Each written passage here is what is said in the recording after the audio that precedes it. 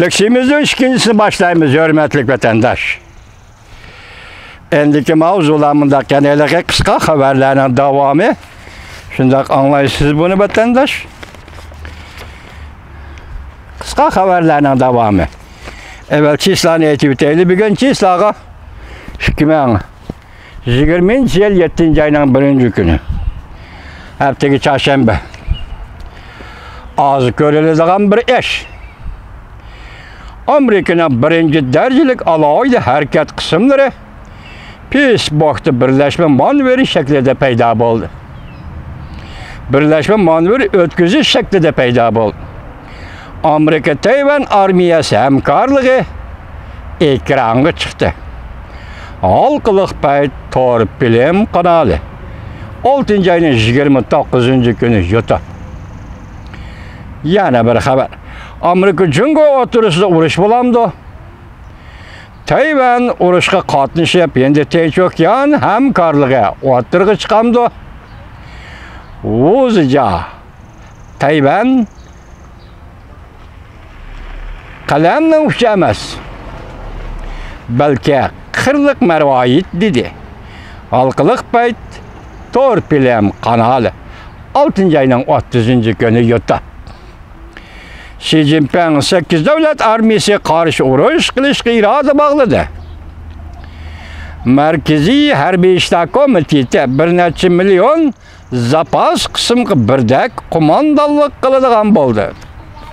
Hong Kong Davlat bexatarligi qonunining 38-moddasi bütün dünya adolatparvarlarga selingan tahdiddir. Angliya yuqori palatasi Huawei şirketi mülazimetini bekar kıldı.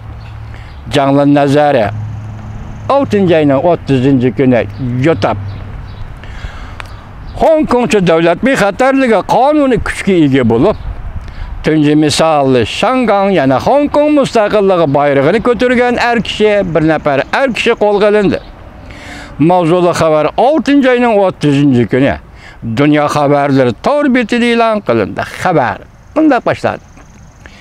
Hong Kong Devlet bexatarligi kanuni 6. ayının 30. günü kuchga ega bo'lib, 2. günü Hong Konglik qora kiyim kiygan bir nafar er kishi Tongluan rayonida soqchilar tarafidan qo'lga olindi. Qo'lidagi Shangang mustaqilligi bayrog'i tortib olindi. Shangangda Hong Kongda qo'lga olingan tunji kishi bo'lib qoldi bu namoyishchi. Qora ko'ynikiga erkin Shangang, erkin Hong Kong dabari inqilobi bu deb yozilgan edi. Hong Kong iqtisod gazeti bunda xabar qildi. 7. ayının 1. günü tush vaqti 12 dan boshlab zo'r bir turkum kishilar Tongluanda namoyishga to'planishga chaqiriq qilindi. Hong Kong davlat bexatarligi qonuniga qarshi turamiz dedi. Hong Kong portlari quruq bo'lib qoldi. Buni hayron qilishsiz vatandosh. Apiyim bilan beqilib cho'ng bo'lgan bu shahar birinchi port Hong Kong parxotmi ko'rinmaydi. Mavzuli xabar 7. ayının 1. günü Vanvi torbetida e'lon qilindi. Siz mush munosabat bilan buni hayron qilib boshqani qo'yib turing, mushdan hayron qolasiz. Chunki Shangang, Hong Kong degan dunyodagi savdo markazi bo'layotgan shaharlarning birisi dal Xitoy bu qonunni e'lon qilib, Shangang, Hong Kong portiga kiradigan, chiqadigan parxotlar bu dengiz yoki bu qo'ltiqda bu portda ko'rilmadi desangiz, bu haqiqatan cho'chigidek ish va hayron qolarlik ish vatandosh. 7. ayının 1. günü Vanvi torbetida e'lon qilindi. Hong Kong xalqi bugun ommaviy g'azabga to'lib tashdi. Hong Kong soqchilarining qavatma-qavat to'sqinligini bosib tashlab, Tongluanga yig'ildi to'plandi. Mustaqil Shangang, mustaqil Hong Kong birdan beri chiqish yo'limizdir. Bugun davlat majlisida Shangang to'g'risida guvohlik berish yig'ini chaqirildi.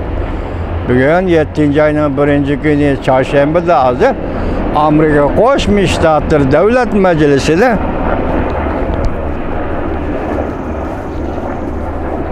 Amerika Qo'shma Shtatlari Davlat Majlisida bugungi Hong Kongning vaziyati to'g'risida guvohlik berish, guvohlik elish yig'ini ochildi. Jonli nazari 7-oyning 1-kuni yutib, oxirgi bir tiniqimiz qolg'icha kurashni davomlashtiramiz. Lozunka bu bir yig'in sahnesida xalq ichidagi xalq muxbirlari ochgan yig'in, Shangang xalqini namoyishga chaqirib qilib ochgan yig'in, kaynidagi ekranda yoki tomda deyli, yozilgan shuar nima desangiz, oxirgacha bir tiniqimiz qolg'icha kurashni davomlashtiramiz. Alashar. Hong Kong xalq ichidagi muxbirlar yoki xalq muxbirlari Shangang xalqini 7-oyning 1-kuni namoyishga chaqiriq qildi. Odam sonimiz bilan Jungo Kompartiyasiga taqobil turamiz, dedi. Mavzuli xabar 7-oyning 1-kuni Jungoga nazar torbiyatida e'lon qilindi. Xabar bunday boshladi. Jungo Kompartiyasi mamlakatli xalq vakillar qurultayi 6-oyning 30-kuni talash tartish bo'layotgan Hong Kongcha qonun loyihasini ma'qulladi. Hong Kong sevadigan, adolatni yaqinlaydigan Hong Kong xalqi xalq muxbirlari yig'ini tashkillab, muxbirlarni kutib olish yig'ini o'tkazib, bayonotchi qonunning yo'lga qo'yilishi bir davlat ishqil tuzumning halok bo'lganligidir. Endi Shangang yana Hong Kong avtoritarizm davriga kirib keldi, deb jakarladi. Bayonotchi 7-oyning 1-kuni Hong Kong xalqining ko'chaga namoyishga chiqishini chaqiriq qildi. Biz dedi odam sonimiz bilan Jungo Kompartiyasiga taqobil turamiz dedi.